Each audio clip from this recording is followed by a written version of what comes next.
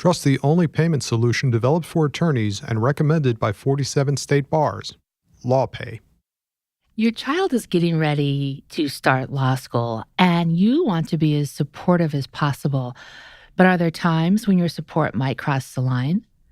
Probably, say some law school student services deans. I'm Stephanie Francis Ward, and on today's episode of the ABA Journal's Asked and Answered, I'm talking about how not to be a helicopter parent with your adult child who's going to law school. Joining me today is Sondra Tennessee, the Associate Dean for Student Affairs at the University of Houston Law School. Welcome to the show, Sondra. Thank you, Stephanie. So glad to be here. Yes. So say you have a child who's getting ready to go to law school. What should you tell yourself about staying out of his or her business at this point in their lives? Well, it is a challenge to stay out of a child's business, as many of the parents have been deeply involved in their child's educational experience. But I think one of the things that you could do is just set up open lines of communication, because I find that when students go to law school, it's important for them to keep their sense of community and the connections that they've had that have helped them be successful up to this point. So I think you should be open with your child and keep those lines of communication, but not try to insert yourself completely in their experience. So would that be maybe having a conversation with them before they go, saying, okay, I'm not going to nudge you. If you need me, call or text me, as opposed to calling them every weekend and saying, well, what's your homework? What are you doing this weekend? Things like that. Exactly. And one of the things that I do as a dean of students is I try to give students some prompts that they can use to contact the family before the family contacts them, right? Get them before they get you. And so to let them know, hey, this is what's happening, this is what we're doing. Because law school is so different. I mean, there's not a lot to say sometimes. You have one exam at the end of the semester, and sometimes you don't even know what's going on after a given class. So you don't always have anything to say. So I really try to encourage them to just keep communication. And sometimes it's helpful to not even talk about law school, to be able to have a breather and talk about something else. Can you give me some examples of prompts you tell students as suggestions? Well, sure. So sometimes parents want to know, who your friends are, right? Because they've been involved in the student's life from high school to college. So just share with them, some of the people that they've met, what type of support the school has. For instance, maybe the student affairs office has had a program of some sort of selecting your classes. Maybe the career development office has had a program of how to search for a summer internship. And so those are some things that parents are thinking about and concerned about. And so those are some prompts that I would give them that are very easy and activities that are happening on a regular basis at school. And so where with your job, a lot of times students will come and just talk to you about their lives and what's going on. Do you hear very much from a student like, oh my God, my mom or my dad, or maybe both, or just they're driving me crazy? So interestingly enough, when we talked about this particular broadcast and I was reflecting on, what do I hear from parents or, from the students, it really is, for the most part, quiet on the school front with the, quote, helicopter parent. Now, we'll say that we are in the season of admissions, and so we've been having our open house programs where we invite admitted students to come and try to help them make their decisions and show them our school. Well, one particular student did bring his mom, and the mom had been instructed to give the student space. So she was across the room while he was interacting with everybody at the program. But to his chagrin, I met Mom, and, she was a very lovely person. And so he was like, oh, my gosh, you've met my mother. But for the most part, I don't really hear much back and forth. Another anecdote is that one student did tell me that she overheard some students complaining about how their moms did their laundry. Oh, that's not a And they complaint. That would be didn't do it. good. She didn't do it the way that they wanted it done. Oh, well, I mean, and maybe that's something else to think about is maybe you have a child that still kind of feels like, I think sometimes with children as they get older, they don't want you, but then it's like they will panic. So what can you do as a parent to help them do their own laundry, per se, or maybe not call you in a panic sometimes? Yes. So they have to start cutting the cord sooner, right? And I was looking at an article about the signs that you were raised by a helicopter parent. So in some regards, the student is actually a child of a helicopter parent, but this is what they're used to. So for them, it may not be as intrusive as we think it would be for them, right? Okay. So for instance, a student may need to call their mom or dad before making any decision because they've just always been involved in that decision-making process. Or perhaps they consider their parent their best friend, which is not a bad thing, but they're so involved in that circle that every step there's the parent. So the parent really has to make an effort to begin to let the student do things on their own. And going back to what you said about Admitty, who brought his mom to the open house of the law school, if you're going to go to that with your child, maybe a good conversation to have is, okay, how do you want me to act to this? What should I do? What's my role in this? Because this is about you, not me. Right. And I think that she was very comfortable with her role, but I do think, having read this article, being raised by a helicopter parent, there probably was some of that there because he consults her about all of his decisions. On the other hand, I will say that she told me that he selected the schools that he applied to, so she had no idea what schools he applied to until the time came to make a decision. So I guess in some ways, the cord was beginning to lengthen in that relationship. And I'm curious for times now, is it unusual for a parent to come with their adult child to a law school visit like that? It is not unusual. I mean, you know what? These are big decisions, and we're talking about a big expense. So I do think that it is appropriate to include someone that you trust into helping you make those decisions. I mean, when you come to open houses, sometimes you can be swayed by bells and whistles, and maybe you're not looking at some of the more practical aspects of the program that you should be considering. So I do think that it's helpful to have someone whom you trust in that environment. And we certainly welcome them to be here and to get a closer look at the program. And I've been curious in terms of having a hard time letting go of their adult child who's going off to law school. Do you think it might be harder for many attorneys? One, just because of oftentimes being a type A personality. And two, that law school in many ways is a game and you need to figure out how it's played to do well. I think probably with attorney parents, they try to school their children more, right, because they know more, just as you've said.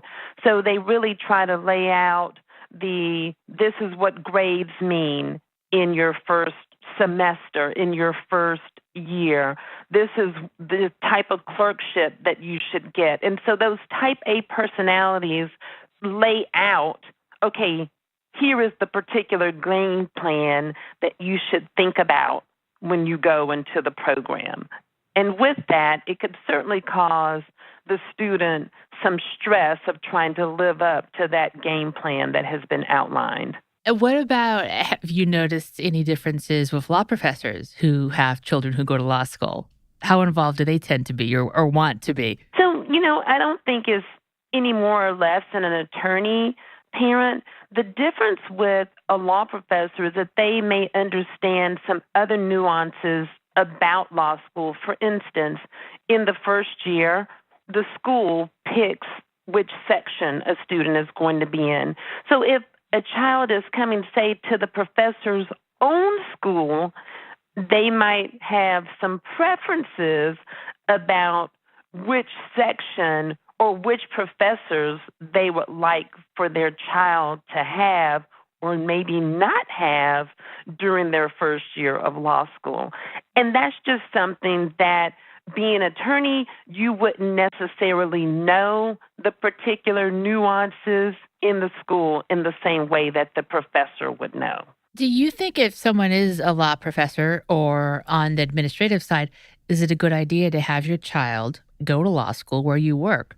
I was thinking about that, and I don't see anything that is particularly problematic about that particular situation, but I do think that it could cause a little bit more pressure for each individual, right? So for the professor or the administrator, they might feel a little bit more pressure. Oh my gosh, I hope my child does well because we're at the same school. Or the child feeling, I hope I do well because, my parent is at this school and I want to make a good impression.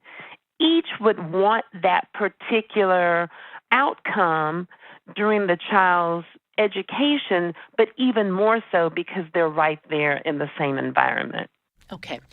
We're going to take a quick break. And when we come back, we're going to talk about whether it might be harder than ever before to set up boundaries with your child in law school because it's much harder to find a job these days. We'll be right back.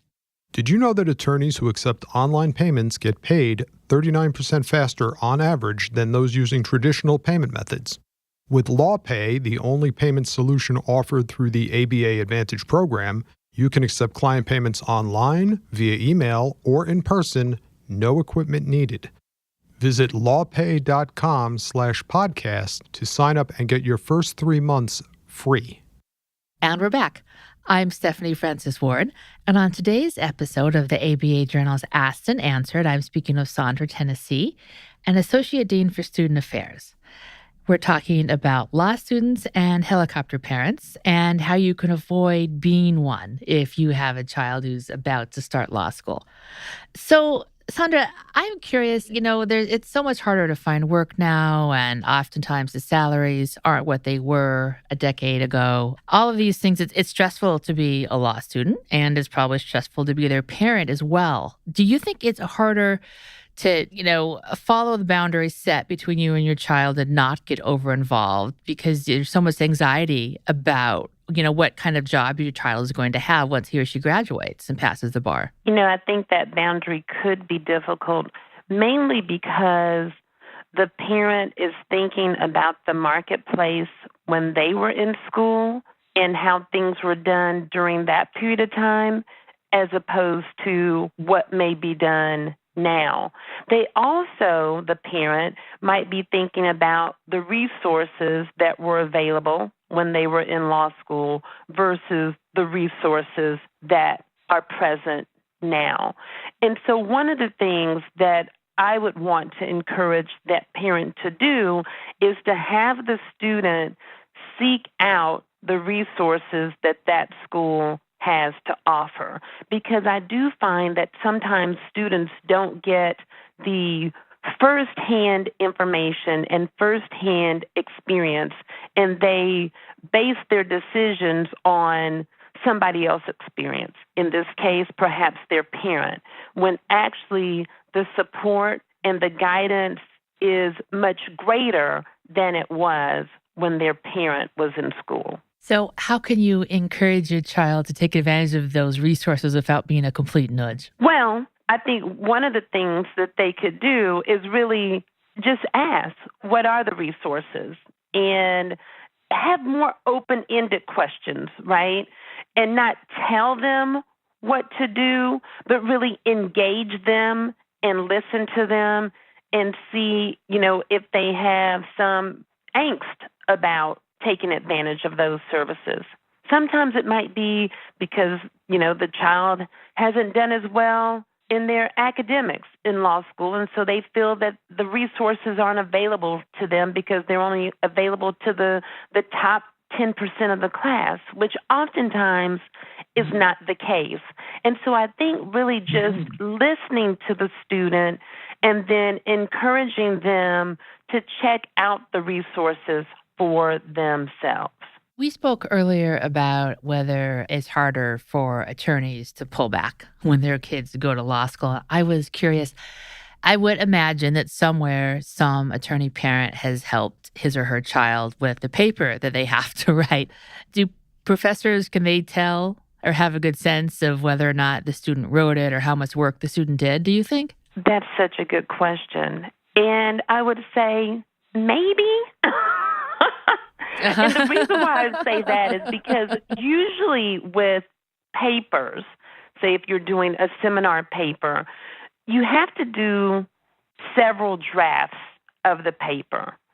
And I do think if the writing suddenly changes from what was in an initial draft to what was in some of the later drafts, it may be an indication that something hinky, might I say, is going on. That's not a legal term.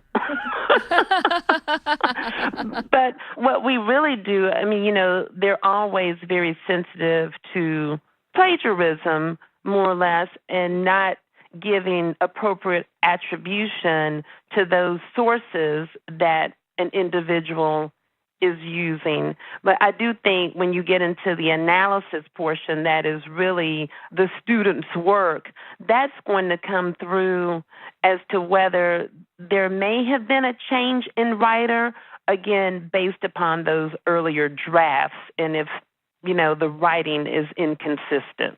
Okay.